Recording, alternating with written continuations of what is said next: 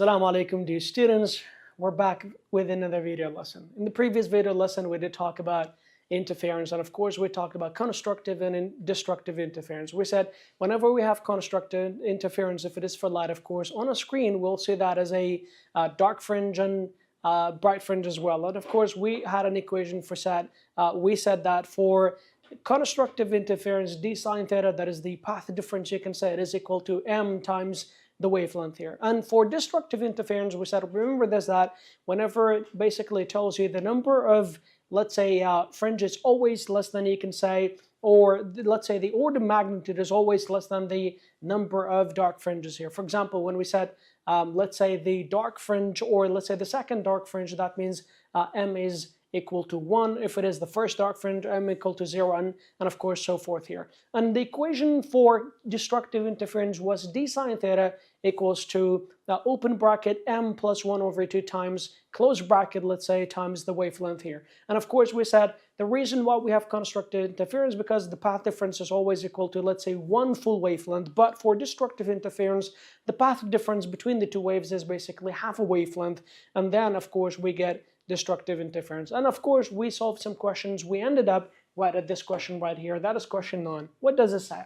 It says light falls on two slits spaced that, which is basically the space between the two, where the slit separation is 0.33 millimeter apart. The angle between the first dark fringe and then the central maxima is this much. What is the wavelength? What is the wavelength of the light? This is very simple, but because I would have skipped this one, but because it is the beginning of the session, of course, so I'll solve this one and then see if something is related to this or has the same idea. Then of course I will not do it, since all the, like, most of the ideas are the same. If there's something different, of course, then of course I'll solve it for you. But since all these are, you can say, or mostly are the same idea, so of course in this case we will just, let's say, skip it if all the ideas are the same here. So take a look at this one. That is one of the questions we said. It says, so we have to, or you can say, first of all, let's write this one here. As you can see, d is equal to, that is basically the slit separation, as you can tell. Let's use this and make it a little bit. Okay, so the slit separation d, that is clearly 0.33 millimeter. Remember, if we convert this one to meter directly, that is going to be times 10 to the power negative 3. That is going to be in meter. And of course, the angle between the first dark fringe, by the way, right, or dark fringe here, the angle, you can say theta, it is basically 0.055 degrees here. But don't forget, it says the first dark fringe here. And we said that basically the order number is always 1 less than the number of let's say the fringe here. So in this case, of course, we can say m. If it is the first dark fringe, that means m is going to be 0 in this case. So the question is, what is the wavelength of the light? So of course, find the wavelength here. Now, remember this, you have d, you have theta, you have m, and of course you can find the wavelength, correct? So what was the equation that we used to?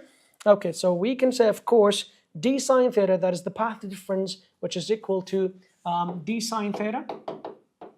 D sine theta equals to, because it is for destructive interference here, of course, we'll say m plus 1 over 2, that is the wavelength, or times the wavelength here. Okay, so once again, d clearly says find the wavelength, so can I take the whole thing, or you could just say m is 0 clearly. Okay, and then that is 1 over 2 here. We could just send it to the other side here. If not, let me just do one more step, and we'll say d sine theta, it is equal to m, we said it is 0, so of course it's going to be 1 over 2 times the wavelength. Remember, you're trying to find the wavelength, so can I just like multiply both sides by 2? If the answer is yes, then that is good for you. So we'll say lambda, or wavelength here, it is equal to 2 times d times, and of course you can say sine theta here. Once again, that is 2 times d. We said it is 0.33 times 10 to the power negative 3, and of course multiplied by sine 0.055. You do the math, of course, you will find the answer. That is going to be in meter, by the way. So what was the answer? I think it was 7.3 something times. Yeah, 6.3 times 10 to the power negative 7. But remember, this is in 6.3 times 10 to the power negative 7. But look, this is in meter, yeah? Most of the time, like, the answer to this will be given in nanometers. So if I add 1 or 2 zeros here, let's say, let me just erase this one and rewrite it for now. Okay, why am I doing this? For one reason here. So let's say we'll add this one here. Let's go back to multiply 10 to the power -7, that is in meter. And if I add, watch what I'm doing here. So if I add a 0 here, if I move this decimal point 2 times here, of course I can add, let's say, -2 to this one here. So in a different way, I can say this one is in meter. If I want to write this one in nanometer, of course it becomes 630, all right, multiplied by 10 to the power -9 meter here. If not, I can just write this one 630 nanometer instead of 10 to the power -9. So just be aware of this one here. The rest is just simple math, and that's everything about this one here.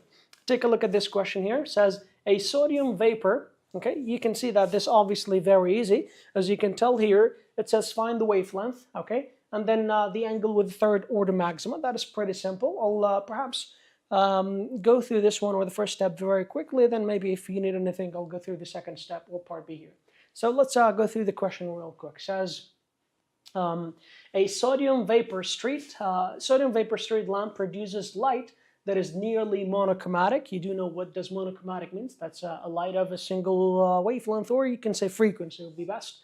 That light, you can say if the light shines on a wooden door in which there are two straight parallel cracks, an interference pattern will form on a distant wall behind the door. The slit have a separation of, that is basically D, you can say. Once again, it is in millimeters, so be careful. That is D, okay? And then says what? On the second order maxima, remember, second order maxima, that is basically the second bright fringe, you can say, which is second M occurs at an angle of 0.218 degree from the central maximum. Calculate the wavelength of the light, so that is pretty easy, yeah?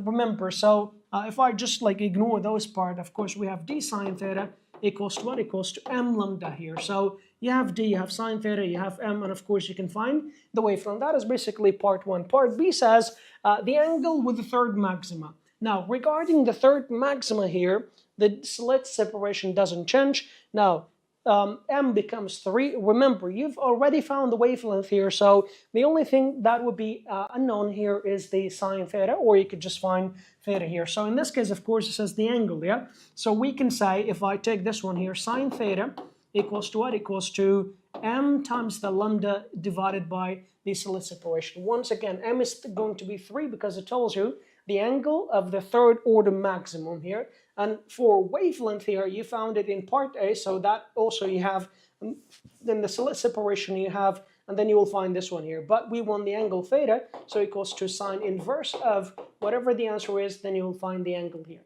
And then after that, it says the angle, let's say, of the fourth order maximum. That is the same procedure, of course. The only thing that a difference, you will change m, then of course the angle will change, and of course you will find that angle there. This is another similar question to what we have solved so far, so pretty easy here. Okay, now question 24 says what? In an arrangement to demonstrate, okay, so I'll do this one here because there is an idea in this, even though the idea is not that big of a deal, but we will still solve it. What does it say? It says, in an arrangement to demonstrate a double slit interference here, we have a wavelength which is 643 nanometer. Don't forget, that is 10 to the power -9. Theta, it is 0.737 or degrees, and the, of course, slit separation is 0.15 millimeter. That is basically 10 times to millimeter converted to meter, don't forget, times 10 to the power -3. It says for light from the two slits interfering at an angle. What is the path difference both in millimeters? So there is one requirement. Find the path difference in millimeter, that is one, and also in terms of the number of wavelength as well. So now we have two requirements for this question. You will have to find the path difference, but one of them in millimeter, the other one has to be in number of wavelength. What do I mean by number of wavelength? That in another way, like what would be the path difference between the two in terms of the wavelength here? So don't we say, for example, 1 times wavelength, 2 times the wavelength, 3 times the wavelength? That is basically m times the wavelength. So we're going to do that. And then next it says, will the interference corresponds to a maximum, a minima, or an intermediate condition here? So there is an idea in this, so we're going to solve this one together here. Okay. All right, so we can hide this one as well. You have your pen with you, yeah, or pencil, and let's say and solve this one together. So the first one, how about we write the information first? So we have wavelength, that is basically 643 nanometer times 10 to the power negative 9 meter. Okay, and then we have theta, which is 0.737, that is in degrees, and of course slit separation 0.15 millimeter converted to meter times 10 to the power negative 3 meter. Okay, and then I think I'm writing a little bit big. I hope we save enough space for the calculation. For the two to interfere and all that. So here's the question. Find the path difference both in, let's say, in millimeter and in terms of number of this. Oh, by the way, if it says in millimeter, of course, we'll have to convert these two, by the way, to millimeter in this case. So in this case, that means I really don't have to do this, but okay, since I've done this one, we'll just keep this one here. So if it says millimeter, how about if I just keep this one in millimeter as it is, because it tells me find the path difference in millimeter. So as you do, you do know that path difference equal to what? We do know that path difference, it is equal to d sine theta, correct? But d sine theta is also equal to what? Equal to m times the wavelength, yeah? Also equals to m times the wavelength here. So because path difference is equal to this and this equals to this, so I can say these are both can be called path difference. So if it says find the path difference in millimeter, I have d, I have sine theta, basically. So can I use this to find the path difference? Yes. So let's say path difference here. Okay, these are path difference for now. Okay, so let's decrease the thickness of the pen and use a different color. Let's use red for now. Okay, so let's say again path difference again. Okay, path difference, it is equal to d sine theta. Okay, d sine theta. What is the distance? It says in millimeter. So if this is in millimeter, I really don't need to convert this one here. So in this case, it's going to be 0.15, that is in millimeter, times sine theta, which is sine 0.737. You do the math, of course, you will find the path difference in millimeter. What is the path difference here? You do the math and tell me what is the answer here. Okay, so path difference in millimeter, you can see that it is 1.93 times 10 to the power negative, negative 3, yeah? So 1.93. Let's go back to this. Okay, so 1.93 times 10 to the power negative 3, that is going to be in millimeter. That is one way you can do that. And of course, you could have converted this one into meter, then later on change this one back to millimeter, but I think this one would be fair enough here. No negative. This is just for that. Okay, now that is one way to do that, yeah? What is the second way? If it says find the path difference in terms of the number of wavelength, like how many wavelengths are there the path, or let's say the path difference is different here, we can use the other side in here. So now, of course, we already have found the path difference, which is this, yeah? But once again, we can say path difference here, okay? Path difference, it is equal to, let's say, path difference equal to m times lambda here. So we have the wavelength, we found the path difference here, and then can we find m here? Yeah, so m is equal to basically path difference, right? That is path difference, the shortcut for path difference divided by the wavelength here. We said this one, but one thing you need to know here, okay? This path difference, remember, this is in millimeter now, okay? So this is in meter now. So if I want to use this two together, clearly I have to change millimeter to meter in this case here. Okay, so of course I can say, let's just say this, yeah? So if I convert this one, that is path difference in millimeter. By the way, this is in millimeter. So I'll say 1.9, okay, 3 times 10 to the power negative 3, that is this, yeah? And of course, if I want to convert millimeter to meter, another negative 3. So instead of all this, I can just make it negative 6 in here, yeah? Okay, so erasing this, I'll make it negative 6. Red pen here. I'll make it negative 6 here. That is for the path difference, but don't forget this is in meter. What about the wavelength here? The wavelength, we said it is 643 times 10 to the power negative 9, that is nanometer. And of course, meter and meter cancel out, and of course we get m, and I believe m was 3 here, if I'm not mistaken here. But remember, That is not the whole answer of the question. The question says, what is the path difference here? So path difference, that is number, or m times the wavelength. So if m is 3, so of course we'll say 3 times the wavelength here. So that is going to be the path difference in number of the wavelength here. So how many number of wavelength? 3 times the wavelength here. Okay, let's double check if that m is 3. Just making sure here. And it is 3 wavelength here, or you can see here, that means the path difference is basically 3 times the wavelength here. Now that is where you can say this was the first part of the question, yeah? And of course it had 2 requirements, the path difference in millimeter, which we found, and of course the path difference in number of the wavelength, that also we found here. What about the second part? It says, will the interference correspond to maxima, minima, or intermediate condition here? What does it mean by this? We know that if the interference is maxima, that means there will be a bright fringe here, yeah? We know that if it is minima, it is going to be a dark fringe here. What about something like intermediate condition? Intermediate condition is somewhere between the maxima, or let's say a bright fringe and a dark fringe. You see somewhere in between the two, that is going to be intermediate. But before answering that question, if it is a maxima, m is going to be a whole number of wavelength, you can say, or the path difference between the two is going to be a whole number of wavelength. Like we've mentioned before, if it is 0 wavelength, if it is 1 wavelength, like 1 full wavelength, if it is 2, or if it is 3, let's say. As long as we get a whole number of wavelength, in this case, of course, we'll get a maxima, or you can say a bright fringe, and that is of course maxima, you can say, yeah? Okay, if we get half a wavelength, like exactly half, for example, half a wavelength, or let's say 3 over 2 wavelength, let's say, as long as we have half a wavelength path difference, then of course we get a minima, you can say, yeah?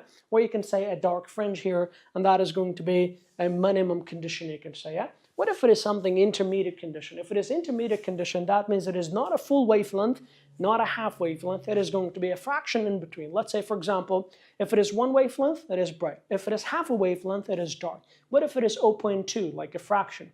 0.2 wavelength, 0.3 wavelength, yeah? These are something between 1 full wavelength and a half wavelength. So these are called, you can say, intermediate condition here. But, so you could see that m was 3. So what would be the answer to this? Like, is the interference corresponds to a maxima, a minima, or intermediate based on this? Because we have 3 wavelength, that is a whole number. So of course we can say this interference, of course, corresponds to a maxima. So the interference is maximum because m is 3, which is a whole number, which means that a bright fringe here, you can say, yeah? And of course, this is the node that tells you what happens if it is dark or something intermediate in between the two, let's say. And of course, these are some Wazari questions. These are super important, and I really recommend you to go through each one of these questions very carefully. The difference between says, the difference in the distance traveled by 2 beams when they are scattered in the same direction from different points, of course, which one do you call it? It says the difference in the distance traveled between the two. That is clearly obvious, you can call it the path difference. What about coherence? It is a property of 2 waves with the same wavelength and constant what? Constant, you can say phase difference, don't forget, yeah? Because as long as the phase difference is maintained constant, then that is basically called coherence, you can say. The correlation between the two, and that is obvious. And of course, you can see all that. What is the necessary condition for path difference between 2 waves to interfere destructively here, Barbie? Because you can see that we have these 2 questions. The only thing here is destructive, here is constructive. So a destructive condition, and of course you can say that, does it have to be an integral number of the wavelength? No. An odd number of the wavelength? No. An odd integral number of the half a wavelength? That is the option here. If it is a, let's say, constructive, of course, you would say that it has to be, let's say, an integral number of a wavelength, you can say, or an odd number of the wavelength, or an odd integral number, or an even integral number of a half wavelength. Yeah? So of course, in this case, you can say it has to be, for example, a full wavelength in this case, and of course, you can say an integral number of a wavelength. That in this case, of course, you can go with A here. Okay, an odd number of a wavelength, just odd numbers? No, because we have even both odd and even numbers. Yeah. Okay, very good. So now for question 7, this also I think is pretty obvious. Take a look at this one. It says, which of the following questions correctly describe the condition for observing the 4th dark fringe in interference pattern? Now you have to be a bit careful here. It says the 4th the fourth dark fringe here. So what is the condition for the fourth dark fringe here? We said this is basically d sine theta, okay? That is the path of the fringe equals to what? M plus 1 over 2, and of course that is the wavelength here. Says, we also said that the number of fringes is always, or M, it is always less than 1. In this case, if it is the fourth dark, that means M is going to be 3. So what is going to be this factor? Of course, 3 times 2, that is 6 plus 1, that is going to be 7 over 2. Wavelength. So of course that is going to be 7 over 2 wavelength. Which one is 7 over 2 wavelength? That is, of course, it is D here. Okay. Question 10, I think it's easy enough. The phase difference between the two is, by the way, if it is 1 pi, that is half a wavelength. If it is half a wavelength, is it going to be a dark or bright first? It is going to be dark, but which one of them? Is it first dark, first bright, second dark, or second or third bright? Let's say, of course, it is going to be the first dark in this case, you can say. And these are easy enough. Okay, okay, let's take a look at question 13. It says, if a double-slit experiment were performed underwater, how would the observed interference pattern would be affected here? How do we answer questions like this? It's very important to notice this, yeah? Always write the equation here. For example, we have d sine theta, that is basically equal to, let's say, interference pattern, all right? So double-slitted, okay, so we're talking about here, you can say M times the wavelength here. So watch this. The question says, how would the observed interference pattern would be affected here? It says delta theta would decrease because of that and that, yeah? So basically the relationship is about sine theta here. We do know that if this lambda, for example, increases, you can see that the relationship between the two is directly proportional. How about if I take D, or the slit separation to the other side as well? So in this case, of course, I can rewrite this one, and I can say sine theta, don't forget that is M lambda divided by D here. So now, if you have this equation rearranged like this, now I think the relationship becomes pretty obvious. If you increase the lambda, that means sine theta must increase. If you increase, for example, or if you observe, let's say, the second, the third, the fourth bright fringe, of course, then the angle between the central maximum, let's say with the other one, of course, it is going to increase more and more because that'll be the angle here. So, of course, this angle is smaller. Let's say this is bigger. And then, of course, this is the biggest among these three here. And then we have D here. That is basically the slit separation here. And clearly, you can see slit separation is inversely proportional with sine theta. In another word, if you increase this one, the sine theta must decrease. In another word, that means the fringes must get closer to one another here. And of course, on both sides here. And then if you decrease this one, what happens? The sine theta becomes bigger. That means these fringes, of course, now they are going to separate more from one another. But that is basically in a general form. This is how you can find the relationship between like each one of these factors or when these are changed here. But let's go back to the question and see what happens. It says, if this performed underwater, but before going to the option, I forgot to mention, like what happens in water?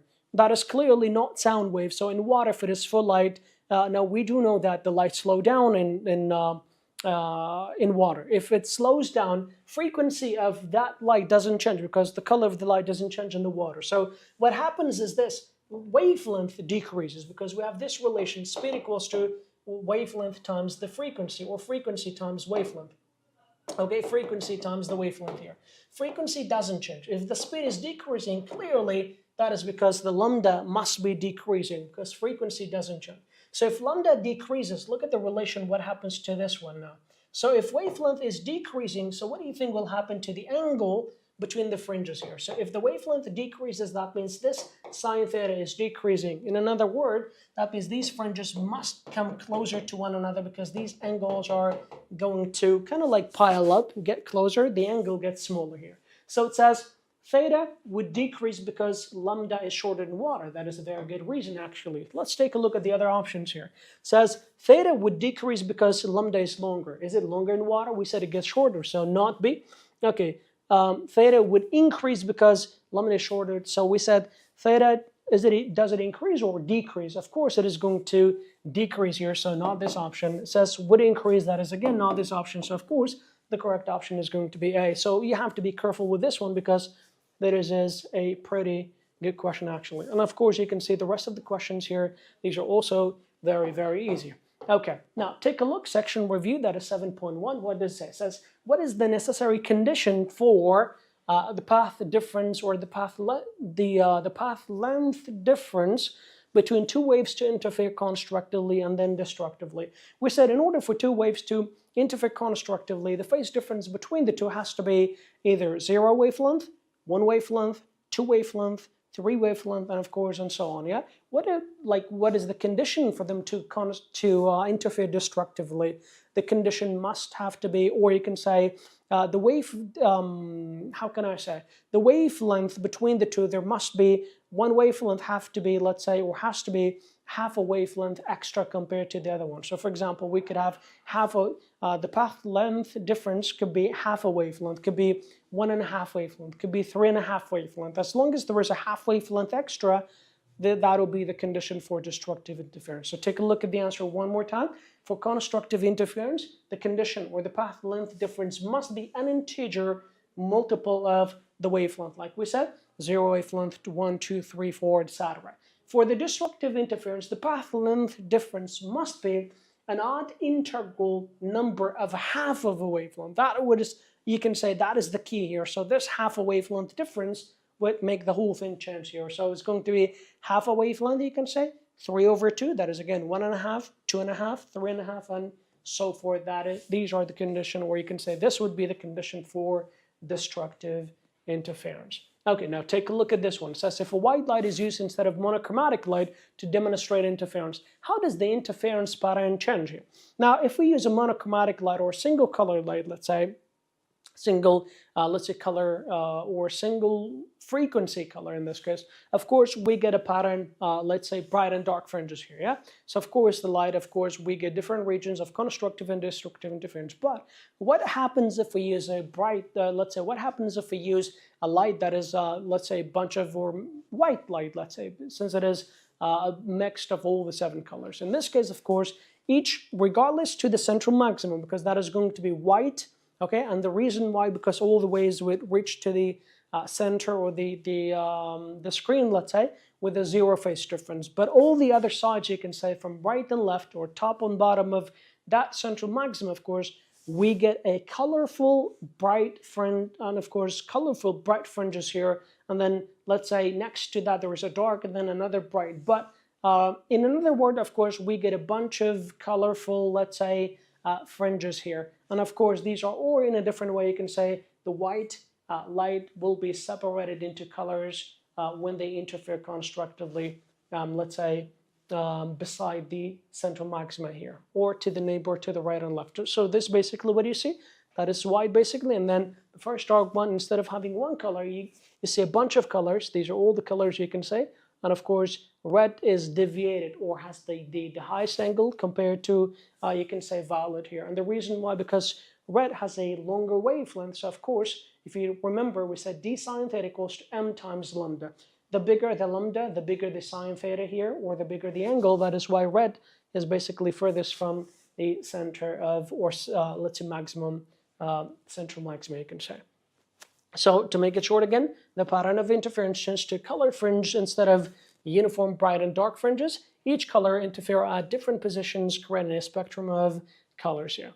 Okay, now take a look at this one. These are the same idea with the previous one, except then one change here, or you can say one thing that is different here. It says, if the distance between two slits, that is basically D, find the angle between the first order and the second order bright fringes for yellow light with a wavelength of 605 nanometer here. So normally before, or let's say we were finding the angle between the first, let's say, bright fringe and then the second bright fringe and all that, yeah? But now we're going to find the angle between, let's say, the same color here, but of course the angle between the first and the second order. What do we mean by this? Let's say if this is the screen here, let's say this is the central bright, let's say, and this is the first one and this is the second one. Normally, let's use different color here. Normally, we were used to find the angle, let's say theta, between the central maxima and let's say the first bright one here. And let's say, and also the angle between the maxima with the, for example, the second here. But what the question wants here, it says find the angle between the first and the second here. So in a different way, you can say in a different word here, we can say find the angle between M1 and M2, right this angle here. And how do you do that? First of all, you're going to find this angle like between the central and M1. Then you will find the angle between the central and M2. And after that, you'll just find the angle or the difference between the two here. So let's make this one short or go through this real quick. We can keep the numbers, let's say, here, just so that we can, as a matter of fact, we could have saved some space here. Okay, so take a look. What we need to do is this. Let's use blue. So basically now, remember the equation, d sine theta, okay, equals to m lambda, correct? So it says the angle between the first order and the second order. The first order and the second order here. These are, of course, for maximum, so for the bright fringes here. So now, of course, we can say the angle. So we can say sine theta 1, okay, it is equal to m lambda. How about we write this a bit nicer? Okay, so m lambda, and of course divided by d here. That's slit separation. This is the first. We have the wavelength. We have the slit separation. That is in millimeter. Don't forget to convert to meter. Then, of course, you can find sine theta 1 or just theta 1, let's say. If we want to find theta 1 here, of course, you'll have to find sine inverse of whatever the answer is. Then you will get this one here. For theta 2 here, of course, you'll do the same thing, yeah? Now, sine inverse of course, now we're going to use m2 here because it says for the second, yeah? Times the wavelength, divide by the slit separation, you'll find the 2 here. Now, of course, you are going to find the difference between the two, or delta theta here. It is going to be theta 2 minus theta 1. You'll find the difference, and of course, the answer is going to be 0.63 degrees. That'll be basically the angle between the first, let's say, and the first and the second bright fringes here. Okay, now take a look at this one. There's also something very easy. Interpreting graphics. Basically, you're given the wavelength here. Radios, let's say, several miles away and all that. It says we have the wavelength, basically. It says with a wavelength of 3.35, that is the wavelength. And of course, it says if the second maxima, that is m is equal to 2, second maxima, that is bright, is located at an angle of this one, north to the central maxima and all that. What is the distance d between the two antennas in this case? So you'll just use the equation, and of course you plug in the numbers, and that'll be all of it here. Okay, now let's go to 7.2. That is basically diffraction. Well, diffraction is not, you can see that, what is diffraction? Like diffraction in a simple word is the bending of waves. Let me give you an example here. Let's say now, imagine, or let's say you're sitting inside a room or hallway, let's say, and of course there's a friend of yours. Let's say you're sitting in class, and of course you'll hear somebody that is, let's say, talking, or maybe they're shouting. I don't know, for some reasons. You might not see them. They're out of the sight, let's say, but you can still hear them. How is it possible that you can still hear them? Take a look at this one here, for example. Let's say there was you and there was somebody else, okay? And then if you shout, let's say, if you shout to them or on them, you can say you're not shouting on them, but still, you just call them, let's say, out loud, okay? So maybe they don't see you, okay? Or you don't see them either, but the thing is they can still hear you. How is it possible?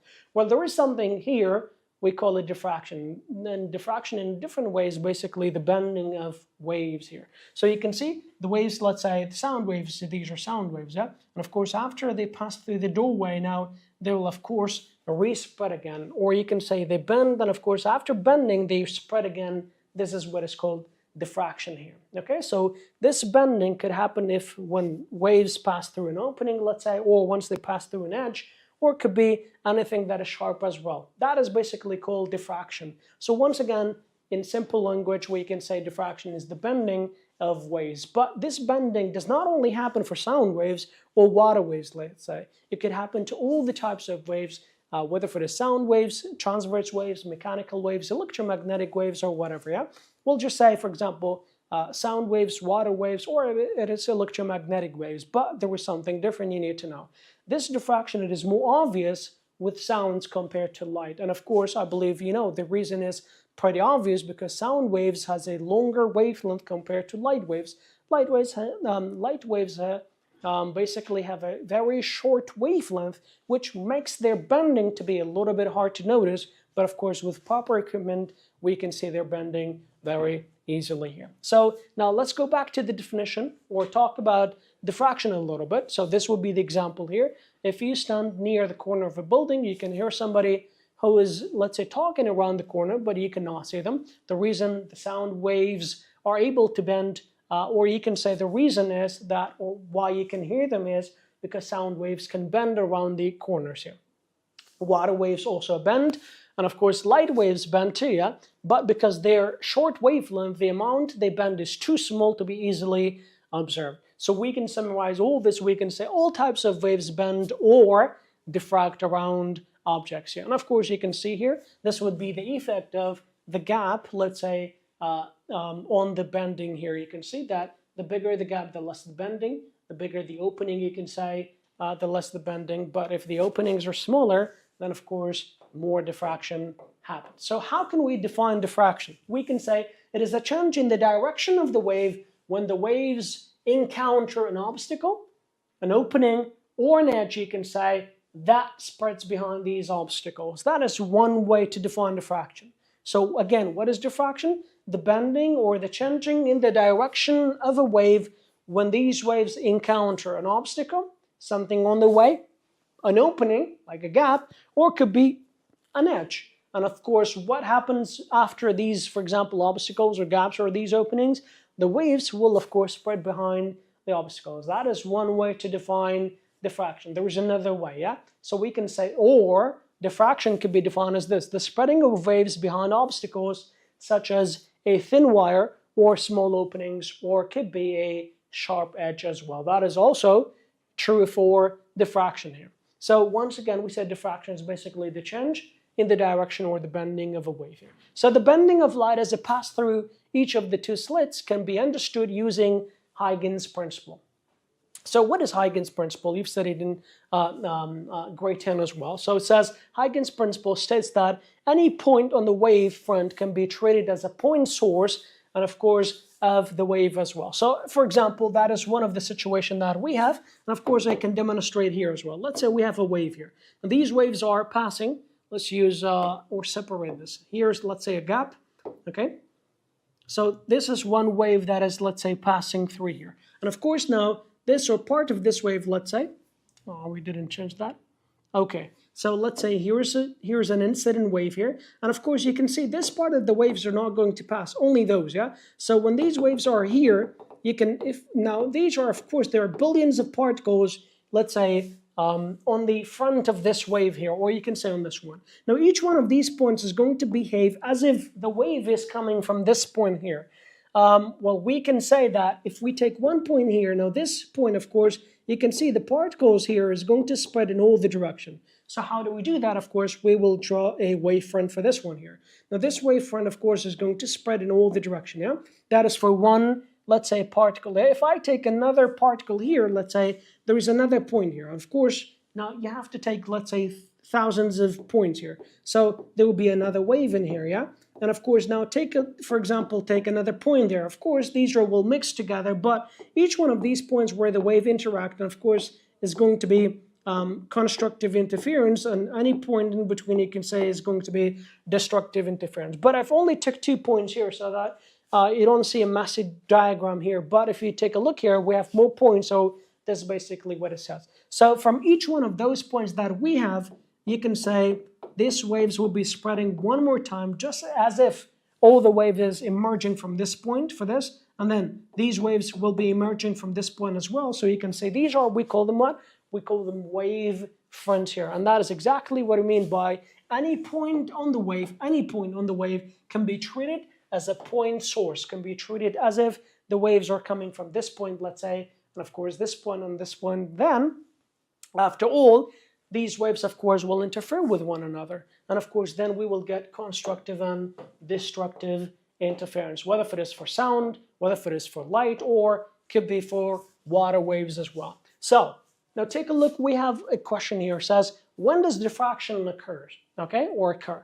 So we'll say diffraction occur. We've mentioned earlier that from the definition of diffraction, waves bend or change the direction when they encounter an obstacle or an opening, or could be an edge or a sharp edge as well. Yeah, so of course we'll say diffraction occurs when waves pass through small openings, you can say.